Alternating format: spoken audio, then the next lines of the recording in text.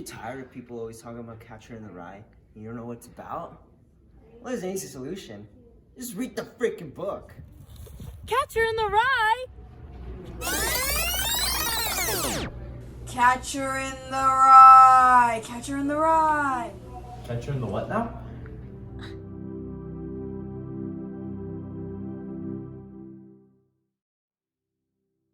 Catcher in the Rye is a novel written in 1951 by J.D. Salinger. It was originally intended for adults, but now has become a symbol for teenagers and teenage rebellion. The story is as follows. Holden Caulfield is a 17-year-old boy in a mental institution in Southern California in the early 1950s.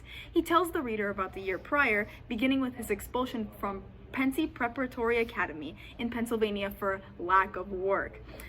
He was told not to return after Christmas break. He begins to float around the city and catches a train to New York City, trying to find some sort of companionship or spark of life before he actually has to return home and grow up. He constantly reminisces about his former classmates and friends he used to be tightly linked with, along with his family members like his dearly departed little brother, Allie. He gets himself into various adult situations while acting immaturely, and subconsciously, he ends up pushing people away. He visits his 10-year-old sister, Phoebe, who is the only person he seems to be able to communicate his real feelings with, but gets chastised even by her for getting expelled. With nowhere to go and no one to turn to, after visiting his former English teacher, he plans to run away from everything and start a new life in California, but he decides not to after his sister insists on accompanying him. To make up for refusing her offer, Holden decides to let her skip school, take her to the Central Park Zoo, and buy her a ticket for the carousel. The final scene is of Holden watching Phoebe happily on the carousel. In the end, he mentions that he got sick, alluding to his being inscribed into a mental institution that same night after encountering his parents, and will be attending another school in September. But he doesn't want to talk to the reader anymore as he has begun to miss his friends.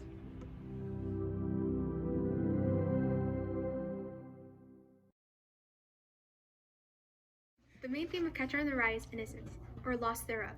Throughout the entire story, Holden is very vocal with how much he hates adulthood, and apparently prefers the company of younger people. Whether that's his late brother Allie or his younger sister Phoebe, Holden sees himself as the preserver of innocence, even going so far as to explain the title. He tells Phoebe that he has a fantasy about being a catcher in the rye. Taken from Robert Burns' poem Coming Through the Rye, which he believes to be a figure who catches children from falling off a cliff, a symbol for maintaining kids' innocence and refusing to let them grow up. However, Phoebe shatters this relief by explaining to him that this isn't what the title or poem actually means.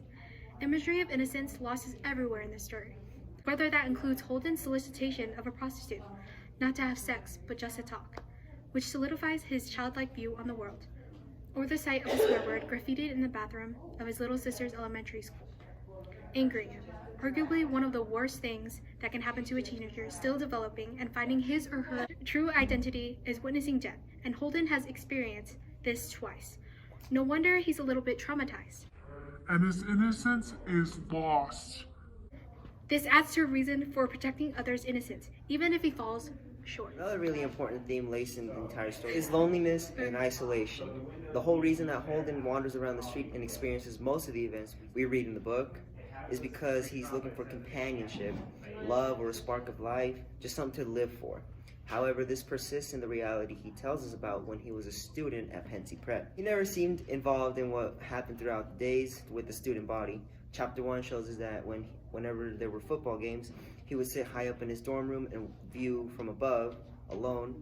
This clues us into the way that he views other people as phony. Even if it's subconscious, it's apparent that Holden constantly pushes himself away from other people that seek his company, but he's still desperate to make new friends in uncommon places, such as a prostitute, a cab driver, his old teachers. He wants to hold on to the past so badly that it hurts. But this ends up pushing him away from the friends that he already has. Holden never puts any effort into building any meaningful connection with others. You can't think everybody is fake or two-faced because they've been exposed to the adult world, but simultaneously you can't want to be everybody's friend, right? Correct.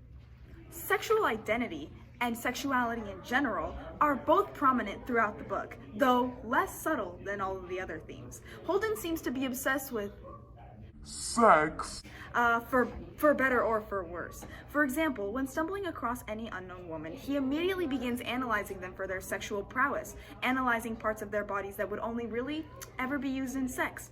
When he meets with Carl Luce, one of his old student advisors at a previous school, he tries to prod and coax him into talking to him about sexual encounters in vivid details. Obviously, he's very curious about sex. However, there's a lot of evidence that Holden wants to make his first time intimate, sacred, and special. which lets his childish nature shine through.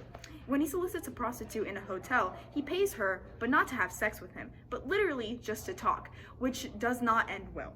In fact, on page 62, Holden outright says, "I can see how it might be a lot of fun, in a crummy way if you were both sort of drunk and all, to get a girl and squirt water or something all over each other's face. The thing is though, I don't like the idea. It stinks if you analyze it." He criticizes a couple of girls he meets while dancing at a bar for being stupid and unable to hold a conversation, although he does admit that they are pretty beautiful. Sex to him might represent the death or the loss of innocence, which looms over our heads while we read this book. See? Everything is connected. Angst is defined as feeling, showing, or expressing anxiety, apprehension, or insecurity by the Merriam-Webster Dictionary, and this is always present in this book. Holden constantly complains about everything going on in his life, and belittles those he views as two-faced or phony, like three beautiful women he encounters in a club that can't hold a conversation, and ultimately refuses to grow up. He believes that everybody but him is stuck in a routine that he doesn't want to be in. After returning home to visit the only person he can really stand, his little sister Phoebe, he even gets called out for disliking everything. We get a deeper glimpse into the reason why he's like this when he remembers James Castle, a bully boy he knew from his previous prep school, commit suicide by jumping out of a window. Holden had let him borrow his turtleneck, and James was wearing it when he died.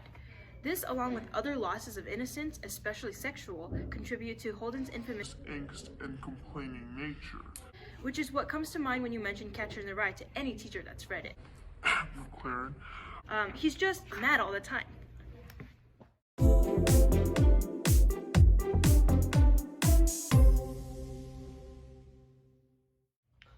As for rhetorical devices, there are many that are present throughout the story.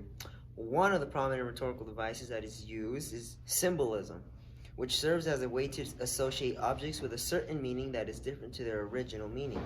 In this case, symbolism shows up with Holden's red hunting hat, as it stands for his security and individuality in society, as well as his conversation about the ducks, and if they stay during winter, he's curious where he'll go to.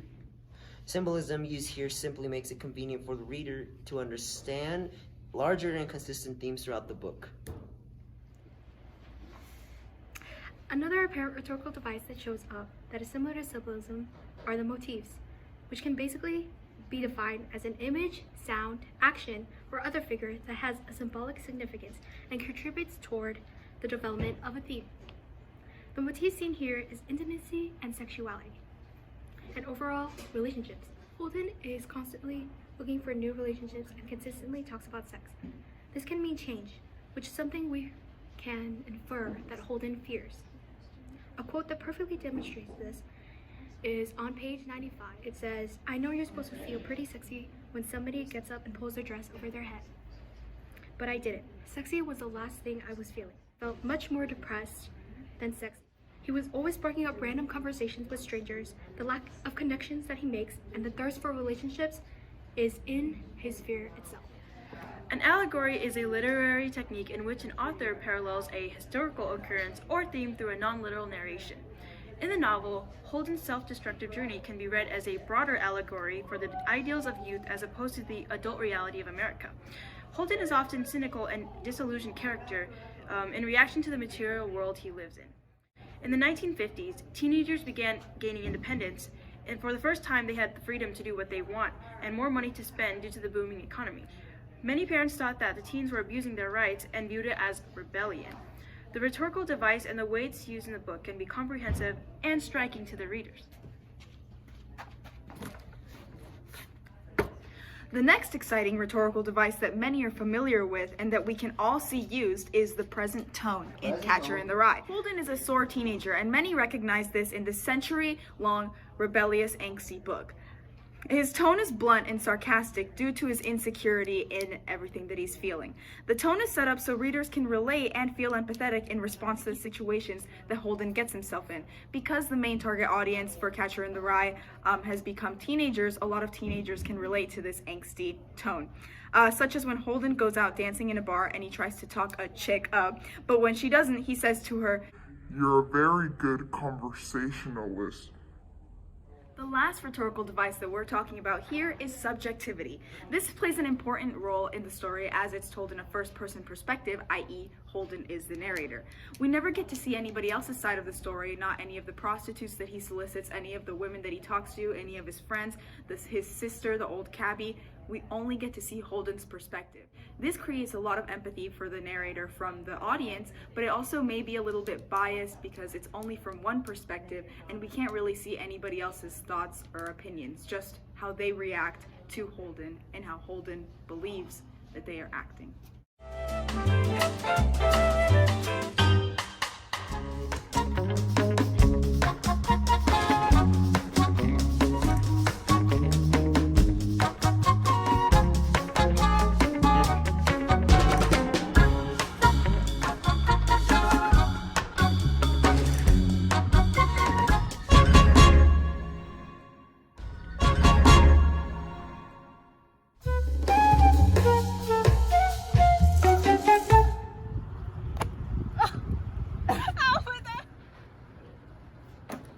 Was that bad? I liked it.